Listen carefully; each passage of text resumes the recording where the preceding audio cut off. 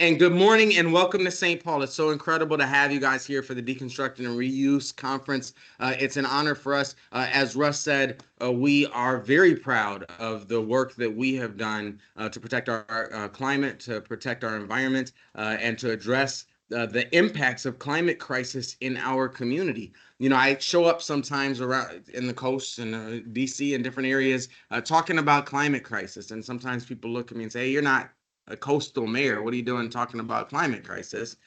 And honestly, even in our city, for those of you who are Minnesotans, I saw a lot of hands go up. It's good to see you all. There are people who look at us and say, "What are you doing?" You know, like we're not a climate. You know, we're not a coastal place. You know, we're not one of those like climate impact places. And it's always incredible because I like to remind folks. You know, sure, you know, we don't really connect the dots sometimes to some of the challenges that we face to our climate crisis, but we feel them right here. If you grew up in Minnesota, you know that winters are a lot different these days than they were when I was a kid. It would sort of freeze somewhere around October and thaw somewhere around June. These days it freezes in October and thaws in October, and it freezes in November and thaws in November. It freezes in December, and we realize that our streets seem to have more potholes than they used to. But it's sometimes hard for us to connect that's because like if we just kept unplugging and plugging in our freezers, that's what winter is doing to us nowadays. So we're feeling that we're seeing more instances of flooding on our river than we ever had before, and we're seeing a longer and more pronounced droughts than we ever have before. I know that in my first year as mayor, I will never forget that on the last Saturday in April, we saw about 400,000 pounds of limestone on one of those iconic bluffs across the river from us fall onto one of our busiest streets. The reason I'll never forget that that was the last weekend in April is because had it been the first weekend in May, 1 week later, it could have impacted our annual Cinco de Mayo parade, and you would have already heard about that crisis. And so we experience an enormous set of climate challenges in our community, but we don't always connect the dots and realize those events, and let me be really clear, the millions and millions of dollars, of taxpayer dollars that we are forced to allocate to address those events are the direct result of our climate crisis that's happened in our community. We're thrilled today to be able to host you here in our iconic Landmark Center building, where historic preservation sort of first found its legs back in the 70s. This beautiful building that you're in right now is a former federal courthouse that was slated for demolition in 1970 before a group of residents and community leaders organized to save it. It's always incredible to me to look at the richness of this building and realize someone wanted to tear this down instead of saving it, renovating it, and preserving it for us to be able to experience it here today. St. Paul is also a home of 10 historic districts, including our one-of-a-kind Summit Avenue district, the longest stretch of historic mansions in the country. Here in St. Paul, we take seriously the opportunity and the responsibility to reuse buildings and building materials when we can, both to preserve some of our history and to maximize the longevity of those older building materials and structures, including the substantial embodied carbon that they contain. Right now, we're laser focused on repurposing some of our downtown office core that was forever changed by COVID-19, with a specific emphasis on office to residential conversions. Some conversions like that are already very familiar territory in our city, including our Lower Town district on the other side of downtown, where over 30 years, nearly all of the older office and warehouse spaces have been converted to residential and mixed-use spaces. Beyond building reuse, we're also very serious in St. Paul about reducing carbon emissions across our community, and our downtown is no exception. This building is one of hundreds served by District Energy St. Paul with heating and cooling services using a network of hot and cold water pipes under our downtown streets.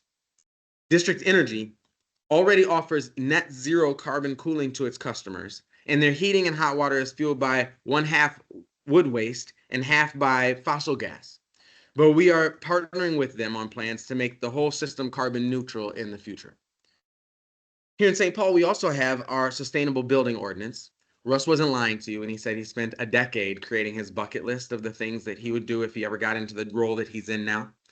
So one of the first things that we did when I got elected mayor was, years ago, a number of cities got those grants to create a chief resilience officer in those cities. We were not one of those cities.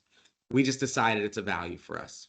And so early on, we set up three what we call core values of our administration: resilience, innovation, and equity. And those are the three things that we looked and said, hey, listen, if I can show you the equity staff in that office over there, if I can show you the innovation staff in that office over there, if I can show you the climate staff, the three people in the office on the fourth floor, that's how you know for sure we're not really, really serious about those three goals. Those three things can't just be a body of work that somebody does. It's got to be a lens through which we view all of our work. That's something that was core for us, and that's the role that Russ takes on to make sure that we're establishing that as a culture in our city. That's guided by our sustainable building ordinance, one of the strongest in the country, that requires new city buildings and new developments receiving $200,000 or more in public financing to meet much higher standards for green construction, including materials reuse from any on-site demolition. In new city buildings, our ordinance means we are investing in new geothermal heating and cooling systems and rooftop solar to get as close to net zero carbon as possible for our city buildings operations. And all of this comes together in our overall climate action and resilience plan, through which we're working to reduce greenhouse gas emissions by 50% by 2030 from a 2015 baseline and down to net zero by 2050. Out at the Heights, it's a former golf course. We're building out what will be the state's largest networked geothermal heating and cooling system for what will be the state's largest all-electric development. Xcel Energy, another great utility partner that we have here, is currently building their new gas operations headquarters at the Heights, and it will be heated by a geothermal system, not natural gas. Last fall, and this was a sign of Russ's effectiveness, I went into Russ's office to apologize to him because the news came out that the city of St. Paul had purchased and ordered St. Paul or Minnesota's first fully electric fire truck. And I hadn't looped Russ in on them. I think you learned about it then in the news. Is that right?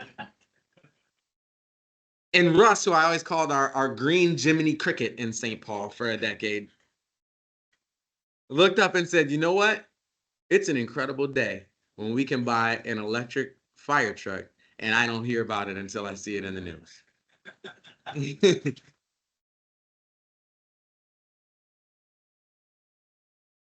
So last fall, we put that into service, our state's first all-electric fire truck, and we are waiting right now to take delivery on the state's second fully electric fire truck.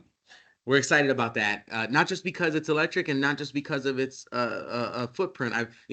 As mayor, you learn a whole lot of stuff that nobody ever needs to know. And I love sharing with folks that it's not just better because it's electric and it has a smaller carbon footprint. It's better because it's better. It's smaller. It doesn't have to carry around that big diesel engine. And one of the things you learn about fire trucks is that diesel engine actually splits duties between driving the truck and pumping the water. So if a house is on fire, our fire truck can pull up. They take that diesel engine and they switch it from driving the truck to pumping the water. They start priming the pump, and when the pump is primed, then they can start putting water on it. If we have an electric fire truck that doesn't have that conflict, they can actually start putting water on a fire before the thing even parks, as they're pulling up to the space. So it actually provides a level of service that we cannot provide with the other ones, which is one of the reasons why we're excited to buy the second one. In 2022, we partnered to create EV Car Share, the country's biggest electric car share program, allowing thousands of our residents to take carbon-free trips around town every month and making it possible for them to own fewer cars, yielding significant savings to household budgets. Have you seen those EV cars around town? I always love to tell folks, if you live in St. Paul, for all of you St. Paul residents, you own 171 electric vehicles or something like that. How many? 100? You got something like that. Russ is, I'm sure I was wrong, but Russ said, yes, that's perfect. Thank you. I appreciate it. Well, that's right. We are currently partnering with Emerge and Second Chance to launch a furniture recycling pilot this fall.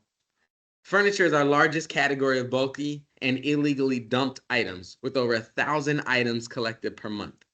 So through this pilot, we'll evaluate for reuse, and items that cannot be reused will be disassembled and recycled. The goal for reuse is to open a store at the solid waste and recycling facility where residents can purchase items at a very low or at no cost. This is all part of a larger initiative to identify opportunities for the reuse and recycling of items collected as bulky or illegally dumped, working towards our city's waste diversion goal to reduce expenses. We already recycle mattresses, electronics, and appliances that are collected as bulky or illegally dumped. While these last examples of our climate resilience work are not directly about building reuse, I'm illustrating that your work, your important work, increasing the reuse of buildings and building materials, is a critically important component of our collective task, which is to stabilize our climate and then find our way back from the constant weather emergencies which we now find ourselves. I talked about the weather being different these days than it was when I was growing up. I grew up in St. Paul, and just a couple of summers ago, I learned a new phrase: air quality alert. I never heard that when I was a kid. We never stayed in from recess because the air quality wasn't good enough for us to run and play outside. We I didn't, as somebody who's born and raised in this city, I didn't grow up in that. Yet we have them time and time and time again now. It's been a massive new trend for us. These Canadian wildfires in the summer, the smoke coming in, the hazy skies are all part of a reality that my children have to face that I never did. And you have to understand, see, Minnesotans, we like to say that we like winter. We brag that we like winter. We like to send our friends down south pictures of us out sledding or out skiing or out doing something. But our historically short summers were a time that we cherished here to relax, breathe, and enjoy the outdoors. And the combination of hotter summers and bad air quality are fundamentally shifting what it means to live, work, and play in the state. Something we highly value is just being taken from us, from all of us. When we think about climate change and other things like this, one of the truisms is it feels like every couple of months I turn on CNN and I see that somebody did a study that found out that as bad as we thought the impacts of climate crisis were going to be, and as soon as we thought they were going to come, we were wrong. They were worse and sooner and more immediate than we ever thought. You see that article over and over again. And let me tell you, um, I could make every argument that St. Paul is the center of the universe, right? That this city is important, that this city is significant. And as the mayor of a city of 300,000 people, when I see those articles, sometimes it feels disempowering. It feels like this is too big for us to try to take on. It feels like it's easy to say, there's nothing we can do about this. There's nothing I can do about this. It's too late. I'm here to tell you that's not true. And what the world needs more than almost anything else is for this group of people in this room to walk out of this conference feeling empowered, feeling connected, and knowing that you're not alone in this work. You're doing this alongside colleagues all across this state, colleagues all across this country, colleagues even in Kenya who are leading to make sure that we have a planet to pass on to our children.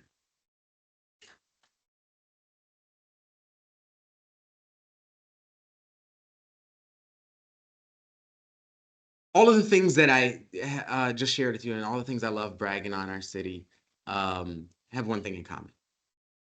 The most fragile moment for them was the moment in my head when it felt impossible.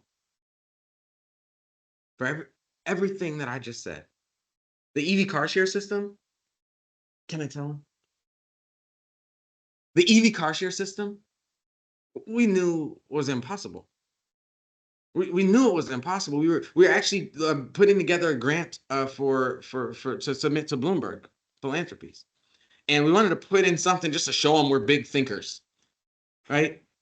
I wanted to put in some like moonshot thing well, Russ probably was just tricking me, but I thought it was impossible.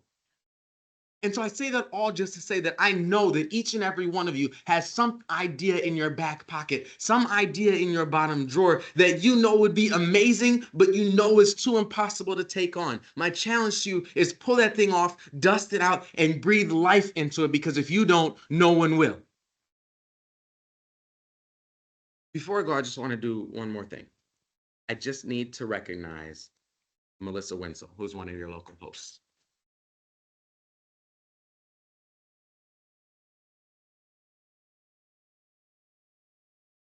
Oh, you know Melissa.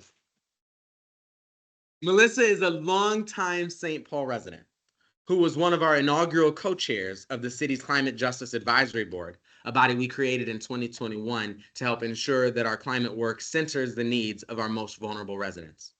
Melissa, I just want to say thank you. I want to just publicly say thank you for your service and for everything you can do, continue to do in St. Paul, and everything that you've done to make sure that we get a chance to roll out a red carpet for our amazing guests this week. Thank you so much. One more round of applause.